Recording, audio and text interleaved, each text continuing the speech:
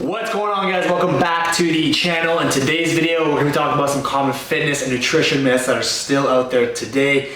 Yes, in 2019. So I'm hoping through this video, I'm able to debunk some of those through my own personal experience, as well as through the scientific literature that is out there today. So yeah, sit back, relax, and enjoy. You know it's true.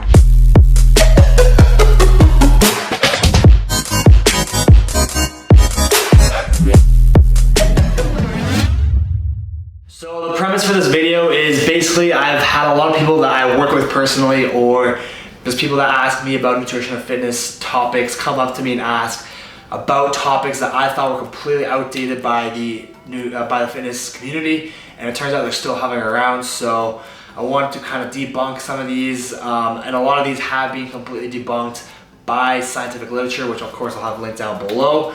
Yeah, so let's just get straight into it. Okay, so the first myth is breakfast is the most important meal of the day. This is completely false. There's absolutely no merit to why breakfast is the most important meal of the day. In my opinion, it's not. Me personally, I actually don't even eat breakfast. I like to do intermittent fasting, so I don't even eat till like 2-3 o'clock in the afternoon.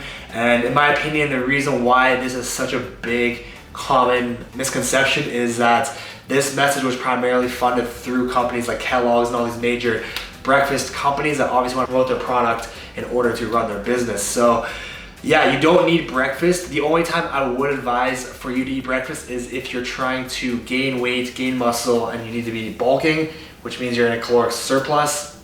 Then I would advise eating breakfast. Otherwise, if you're trying to consume that amount of calories in a short period of time, it just makes it a lot more difficult. So that is the exception. Otherwise, yeah, you can easily go without eating breakfast. All right, so myth number 2 is the 15-minute anabolic window, where you're supposed to consume protein within like 15-20 minutes right after you finish working out in order to maximize your gains, which is complete bullshit. You do not need to consume protein that fast after you finish working out.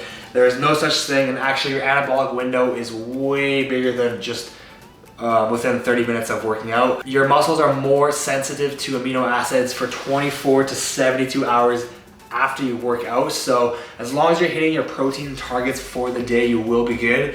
You're not going to be losing out on gains just because you don't have a shake as you're walking out of the gym. So myth number 3 is fat loss spot reduction. This is a big one, especially for people that are trying to lose weight or trying to get a visible six-pack. You cannot pick and choose where the body fat comes off your body. This is completely up to your genetic disposition. So for me personally, I hold on to more of my fat on my chest and my abs.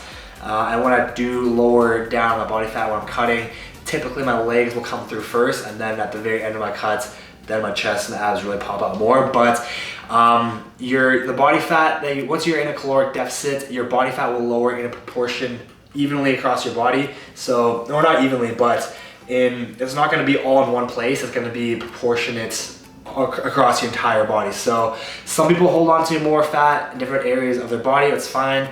Eventually, once you do get to a lower body fat percentage, then everything will come off. But yeah, again, you cannot pick and choose where the fat comes off of your body.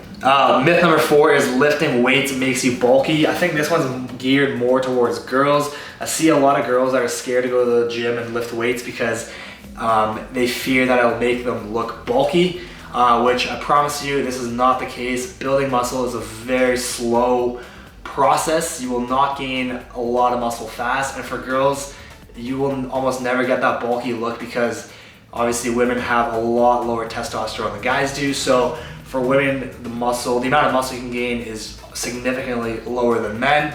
And even if you do lift, you're never gonna get that bulky look. But instead, I do recommend for more women to work out with weights more than cardio, because that's what's gonna give you the shape that you want.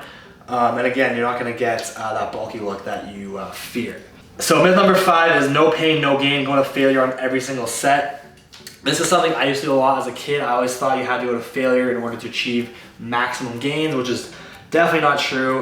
The reason I would almost never advise you to go to failure, especially on combat movements, is because you'll never be able to hit the same amount of volume at that intensity as you would by not going to failure. So for example, if I do chest one day and I'm doing bench press, I'm going to failure on every single rep or set, then I won't be able to hit the same intensity on each of those sets. So the goal is to get as much volume at as high intensity as possible. And obviously if you're going to failure, then you're just not gonna, your intensity is gonna really suffer as a result.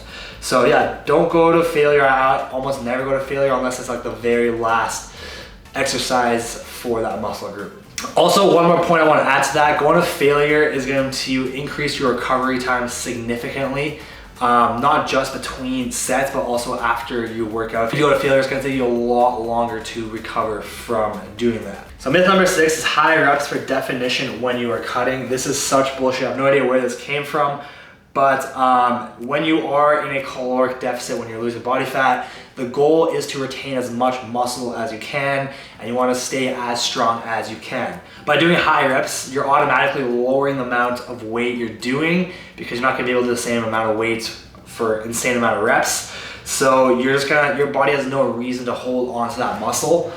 So you're actually gonna shoot yourself in the foot and lose a lot of muscle tissue if you're just going for like 20, 25, 30 reps instead of actually following what you were hitting before you started your cut.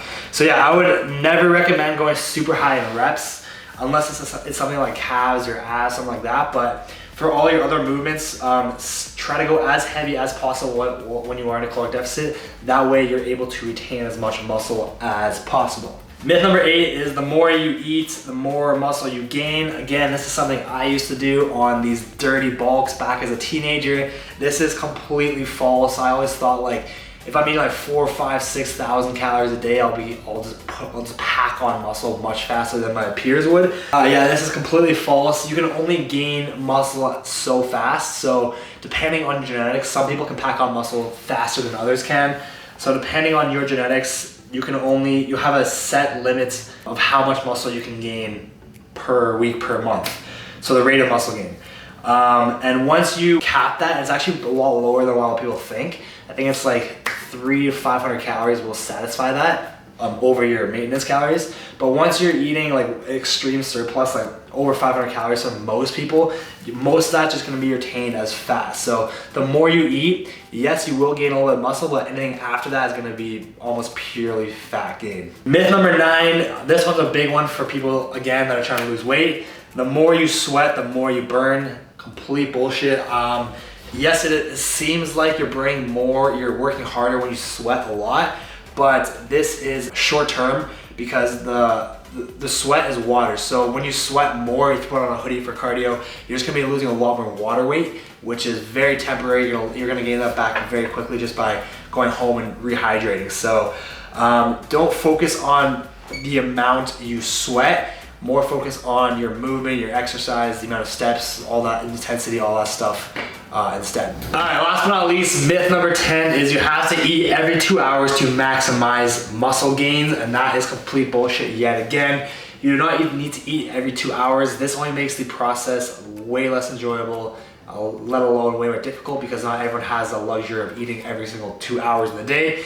So I think the reason why this is such a popular myth is because people think that you have to always be in a net anabolic state throughout the entire day, otherwise your body's gonna break down muscle tissue and you're gonna eventually lose muscle.